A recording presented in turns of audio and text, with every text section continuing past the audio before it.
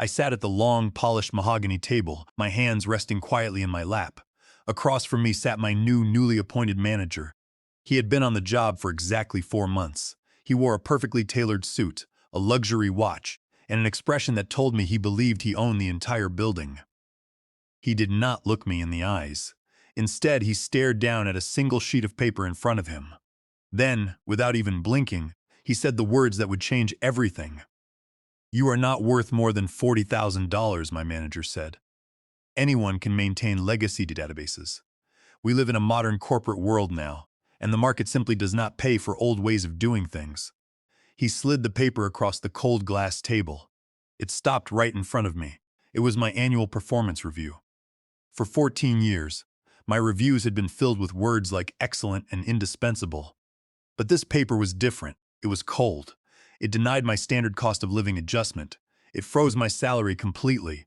In fact, it suggested that my current compensation was almost an act of corporate charity. The words felt like a physical strike.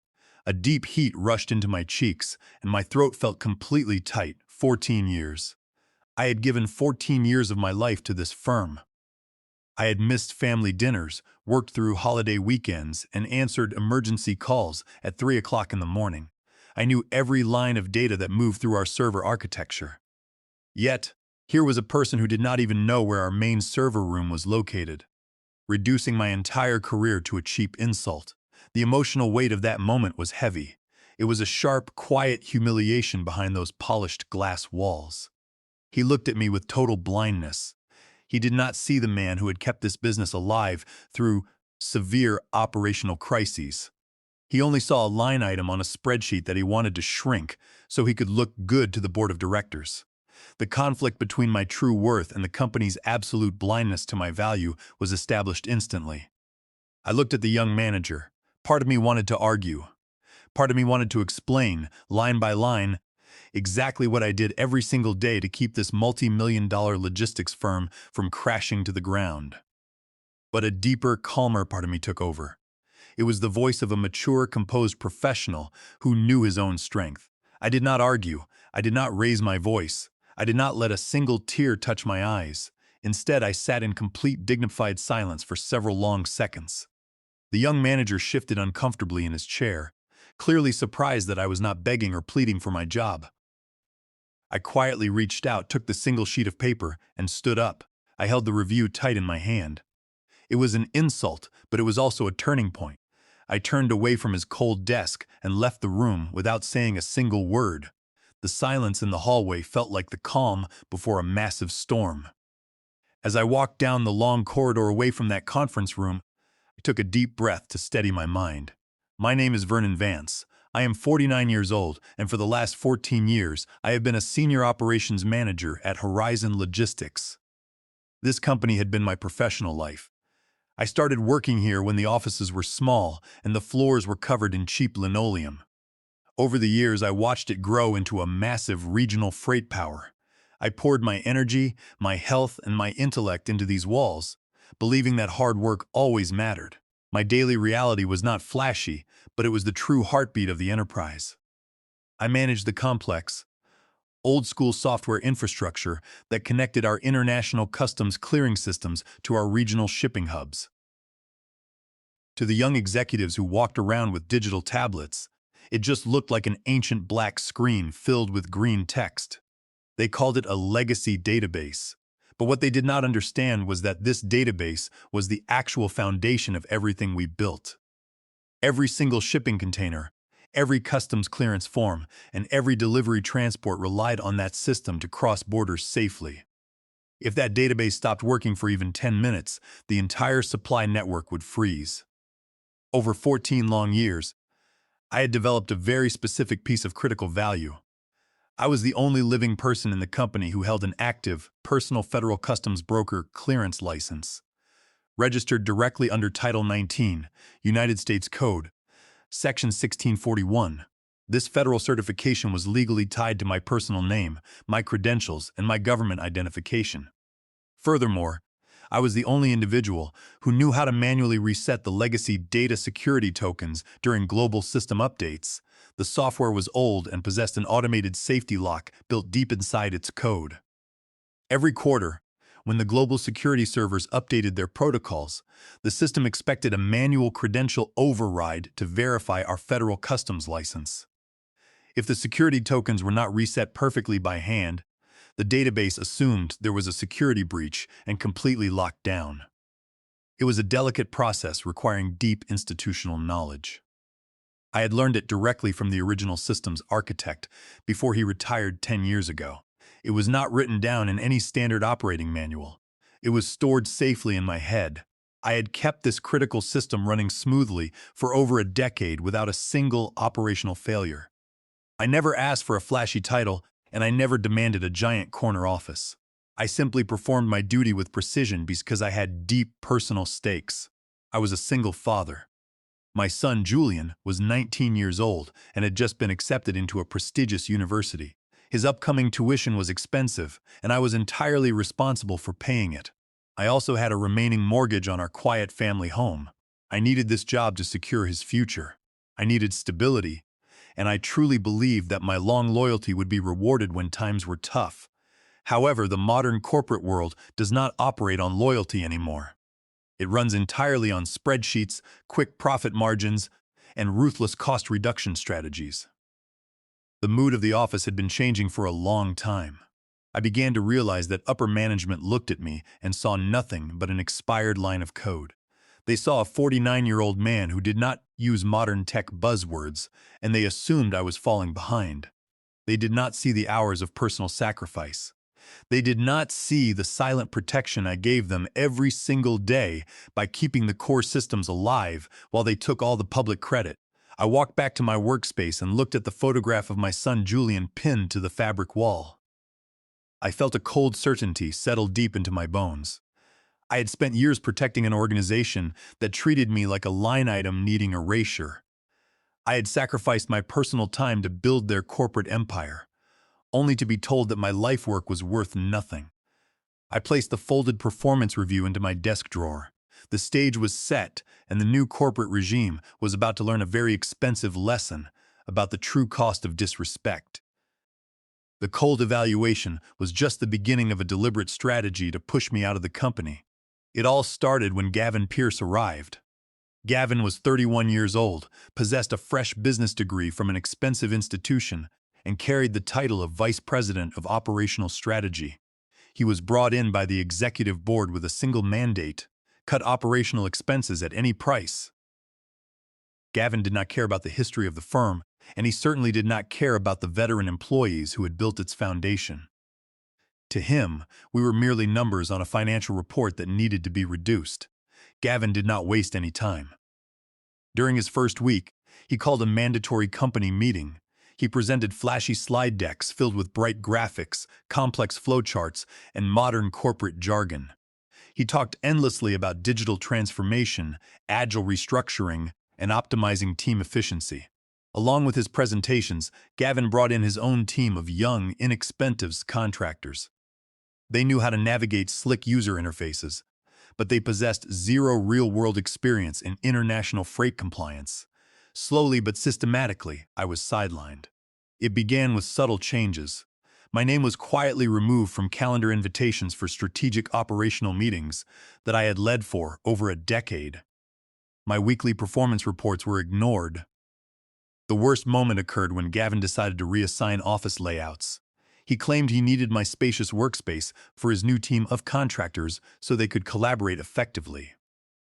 He moved me out of the main operations department entirely. My new workspace was situated in a small, windowless storage room down the hallway, directly adjacent to the loud, buzzing server racks. The noise was relentless, and the temperature in the room was perpetually freezing. It was a visible, public signal to everyone in the building that my presence was being devalued. While I sat in that isolated, noisy room, Gavin publicly praised his new team for modernizing company workflows. He took full credit for operational systems that I had designed and maintained from scratch, simply because the contractors had placed a modern web interface on top of my legacy database. But Gavin wanted to ensure he could eliminate my position entirely without taking any corporate risks. One afternoon, he walked into my small room and dropped a heavy binder on my desk. He informed me that corporate policy required comprehensive process documentation. He ordered me to write down every single operational routine, troubleshooting procedure, and database manual override step into a shared network folder. He claimed it was for disaster recovery purposes, but I understood the true motive. He wanted me to transfer my institutional knowledge to his cheap contractors so he could terminate my employment without disruption. In addition to this demand, Gavin attempted a silent workforce replacement without adhering to federal notification requirements. Under the Worker Adjustment and Retraining Notification Act, commonly known as the Warnin Act under Title 29, United States Code, Section 2101, employers of our scale are legally obligated to provide advance written notice before initiating mass job reclassifications or structural redundancies. Gavin ignored these statutory protections, believing he could bypass federal labor laws through passive harassment. The internal hurt was profound. It is a terrible sensation to watch people attempt to use your own hard work to replace you. But I maintained absolute composure. I sat at my desk next to the roaring server units and recorded the basic operational steps of my job into the shared network folder. However, you cannot transfer 14 years of specialized human experience into a basic text document.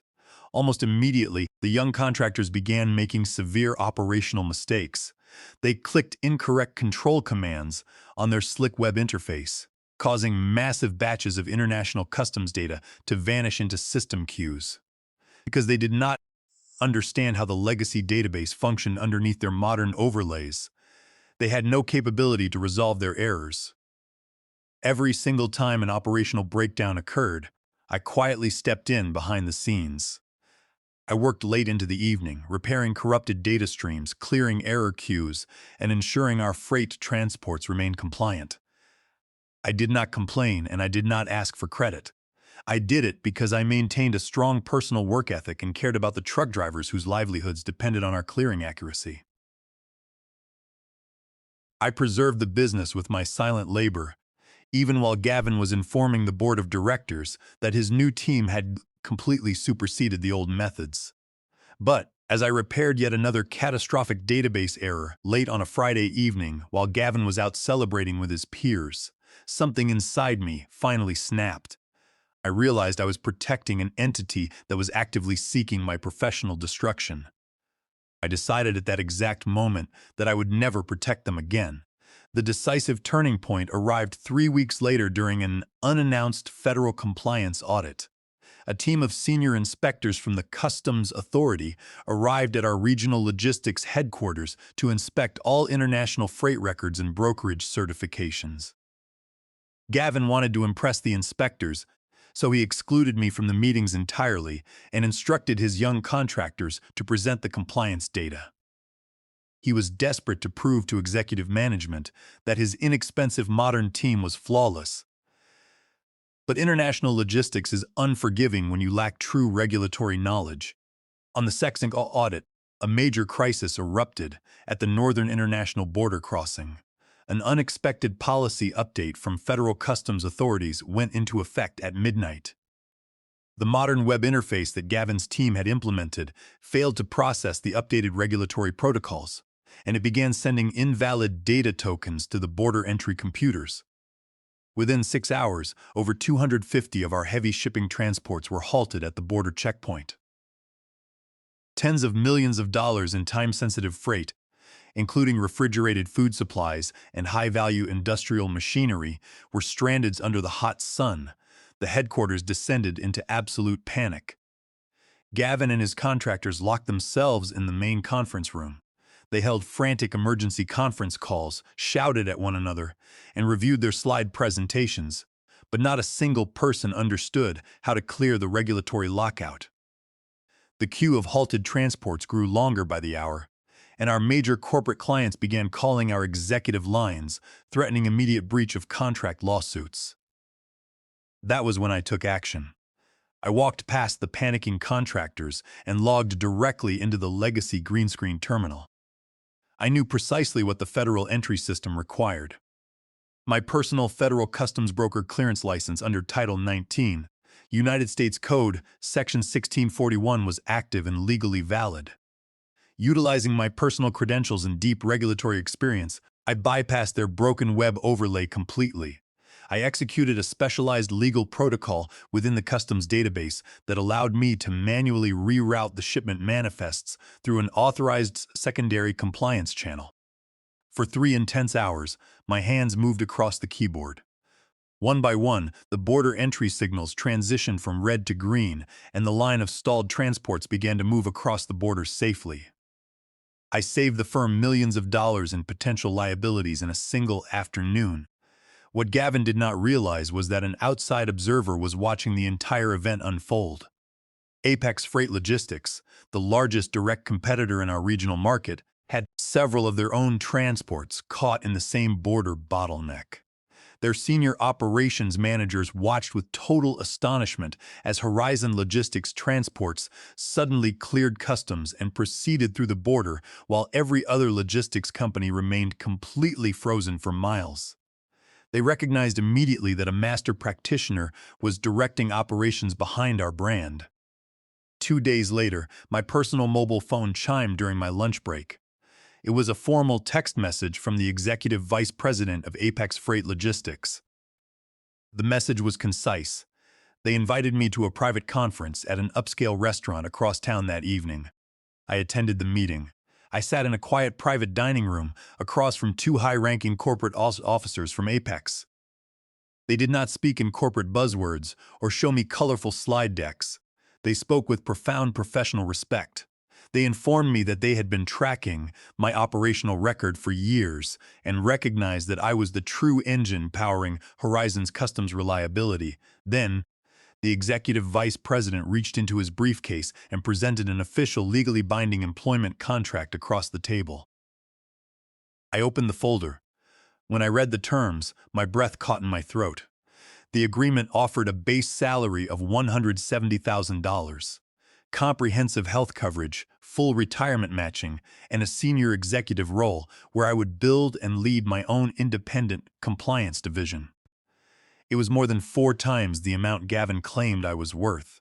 I looked at the executive officers, and they smiled warmly, stating that they knew precisely what true operational excellence was worth in the open market. I drove home that night in quiet reflection. Sitting at my kitchen table, holding that life-changing document under the soft light, a deep sense of relief washed over me. I realized that my years of hard work were finally recognized, and for the first time in 14 years, I held absolute leverage. The following morning was clear and bright. I entered the building carrying the executed contract from Apex Freight Logistics safely inside my briefcase, alongside a clean, printed letter of resignation. I walked directly into Gavin's office. He was seated at his modern desk, typing rapidly on his laptop. He did not look up immediately when I crossed the threshold. I stepped forward and placed my standard 2 weeks' notice directly onto his keyboard. Gavin stopped typing. He examined the document, then looked up at me with a condescending smile. He leaned back in his leather chair and let out a short, mocking laugh. "What is this, Vernon?" he asked. "Are you trying to bluff me for a salary increase? Because I already told you, your department budget is completely frozen." "It is not a bluff, Gavin," I replied calmly. "I am formally submitting my resignation from Horizon Logistics. My final day of employment will be 2 weeks from today." Gavin's smile vanished, replaced by a cold sneer. He did not inquire where I was going, nor did he ask for my reasons. His massive ego simply could not accept that a senior employee was voluntarily walking away from his authority. He tossed the resignation letter into his wastebasket. "You know what? Do not bother," Gavin said, his voice dripping with arrogance. "You can pack your things and leave today. We do not need your 2 weeks' notice. My contractors have already copied all your daily notes into our shared folder. They know how to operate your legacy database perfectly well. We were planning to eliminate your position next month anyway, so this saves us administrative paperwork. Clear your desk and leave the building by noon." A profound sense of freedom washed over me. I did not get angry and I did not raise my voice. I looked at him, nodded quietly, and said, "If that is your decision, Gavin, I will depart immediately. I wish you and your contractors the best of luck." I returned to my windowless room next to the server racks. I took a small box and began placing my personal possessions inside. I packed the photograph of my son Julian, my favorite coffee mug, and a few personal reference books. The room roared with the sound of cooling fans, but my mind was completely serene. Before leaving, I sat down at my terminal for the final time. I needed to log out of the network properly. However, there was a crucial legal detail that Gavin, in his profound ignorance of federal law, had completely overlooked. My personal federal customs broker clearance license under Title 19, United States Code, Section 1641 was linked to the corporate server portal so the company could legally process international transport declarations. This license was my personal property. It was tied to my individual professional status, my background clearance, and my government registration. It was not a corporate asset. Because Gavin had unilaterally terminated my employment effective immediately and ordered me off the premises, I had a strict legal and ethical obligation to protect my personal regulatory standing. Under federal law, allowing an unauthorized corporate entity to process customs declarations under an unassociated individual's license constitutes severe regulatory fraud. With a few precise keystrokes, I accessed the core security registry. I unlinked my personal federal customs clearance license from the Horizon corporate portal. I did not alter any proprietary company code.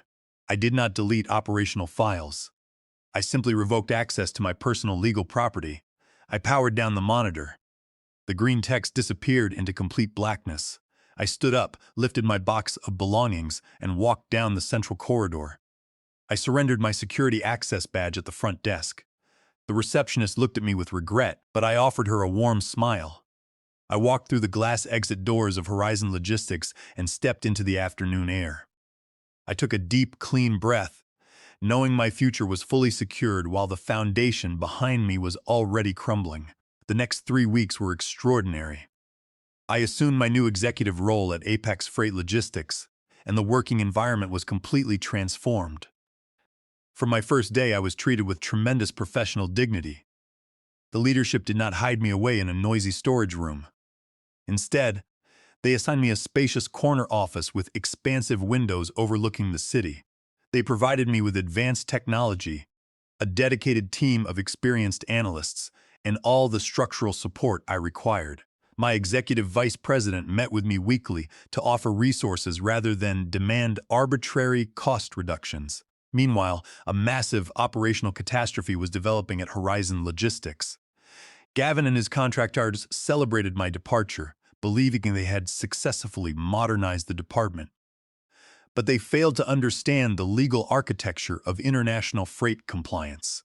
Exactly 24 days after I left the building, the quarterly federal customs renewal cycle executed automatically at midnight. The global security servers initiated their standard verification routines. The legacy database attempted to validate the active federal customs broker license, but found no valid credentials linked to the portal.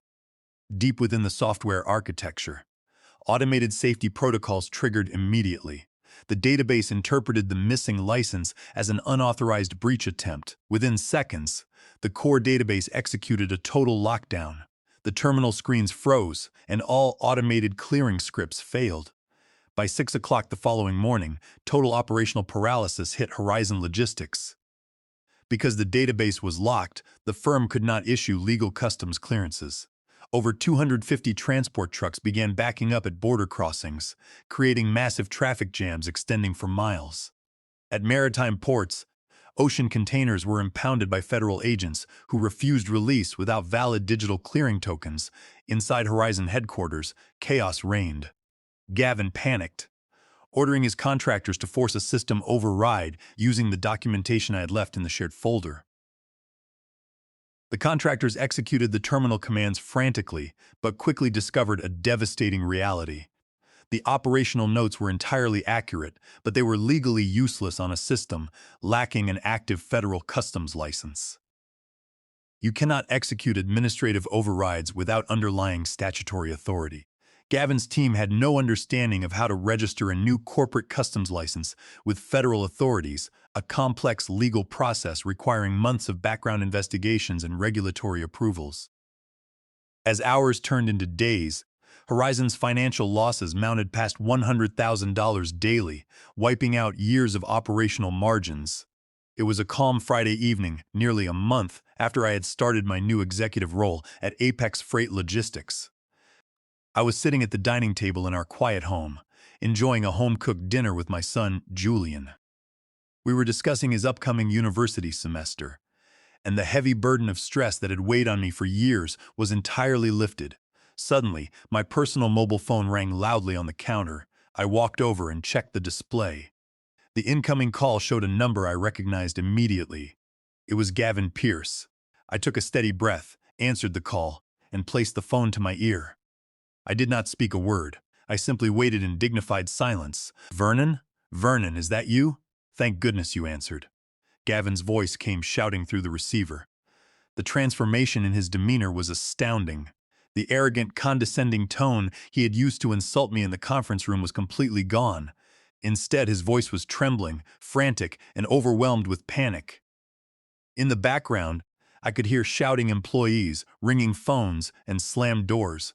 He was standing in the epicenter of an operational collapse. "Yes, Gavin, this is Vernon," I said, maintaining a steady professional tone. "Vernon, you need to log into our core servers from your home computer right now," Gavin pleaded, his breath ragged. "The legacy database is completely locked down. We cannot clear a single international transport. The border checkpoints have been blocked for days. Our 3 largest corporate accounts are threatening total contract termination by tonight if we do not move their freight. I need you to enter the master override codes immediately." I listened to his desperate plea without interruption. I allowed the silence to linger for several seconds before responding. "Gavin, I cannot perform that action," I stated calmly. "I am no longer an employee of Horizon Logistics. I have no legal authorization to access your network, nor do I have any responsibility for your database." "Do not play games with me, Vernon," Gavin shouted, his voice cracking with rage. "We know what you did. You unlinked your federal customs license before you left. That is why the system locked us out. That constitutes intentional corporate sabotage. If you do not log in and resolve this right now, the firm will sue you for total damages. You will face criminal charges." I remained entirely unmoved by his threats. "Gavin, let us review the legal facts," I replied, my voice reflecting total composure. "My federal customs clearance license under Title 19, United States Code, Section 1641 is my personal legal property. It is registered to my name, my background certification, and my government identification. It is not a corporate asset of Horizon Logistics. When you terminated my employment effective immediately and ordered me off the premises by noon, I had a strict legal obligation under federal law to disassociate my personal credentials from your system. Operating an international brokerage using an unassociated individual's license constitutes regulatory fraud. Attempting to compel me to execute unauthorized commands on a network where I am no longer employed violates basic principles of contract law and constitutes a forced breach of fiduciary duty. Any contract or agreement forced under such duress is void ab initio. That is not sabotage, Gavin. That is federal law." Gavin went completely silent on the line. I could hear his heavy breathing as the legal reality crashed down upon him. "I provided you with a standard 2 weeks' notice, Gavin," I continued softly. "I was prepared to assist your contractors through an orderly transition. I would have guided them through the legal registration for a new corporate license. But you looked me in the eye and stated I was not worth $40,000. You declared your contractors had copied my notes and did not need my services. You instructed me to clear my desk and leave." The silence on his end was absolute. The reality of his arrogance had destroyed his career, and he knew there was no legal remedy available to him. His tenure at Horizon Logistics was effectively over. "Have a good evening, Gavin," I said quietly and ended the call. I walked back to the dining table, sat down across from Julian, and took a sip of water. The phone did not ring again. We finished our meal in total tranquility. The following week brought the final resolution of the situation, because the legacy database remained locked. For over 6 consecutive days, Horizon Logistics failed to fulfill its international shipping contracts. Federal authorities formally revoked their regional customs processing privileges due to gross operational non-compliance. As Gavin had feared, their three largest corporate clients terminated their contracts immediately, citing total failure of performance. However, those major corporate accounts still required reliable customs clearance services. That same week, all three clients transferred their entire freight portfolios directly to Apex Freight Logistics. They included a specific clause in their new service agreements. They mandated that Vernon Vance personally oversee their customs compliance accounts. A short time later, an industry publication arrived at my office. I scanned the executive updates and noticed a brief announcement. Horizon Logistics was undergoing major corporate restructuring, and Gavin Pierce had been terminated by the board of directors for gross operational negligence and dissipation of corporate assets. His modern buzzwords, expensive suits, and flashy presentations could not save him from the consequences of his own arrogance. I leaned back in my executive chair and looked out the broad windows of my corner office. The sun illuminated the city skyline. My professional life had completely transformed. With my base salary of $170,000 and senior executive position, the financial strain I had carried for years was permanently eliminated. I had already paid off the remaining mortgage on our family home, and Julian's university education was fully funded for the next 4 years. Looking back at my 14 years of service, I felt no bitterness, only profound pride. I had maintained my dignity, protected my professional integrity, and allowed reality to demonstrate my true value. My journey taught me a vital lesson about the modern corporate landscape. Loyalty to an organization that refuses to respect your worth is not a virtue, it is a trap. Many institutions will attempt to make you feel small, replaceable, and cheap simply to preserve their own profit margins. They will claim your experience has no value, and they will try to use your dedication against you, never accept their evaluation. True competence, specialized knowledge, and quiet integrity possess immense worth. If an organization refuses to recognize your value, have the courage to step away. Let reality deliver the lesson they refuse to learn. True worth will always find its proper valuation in the open market, and when you finally step into the light, the victory is absolute.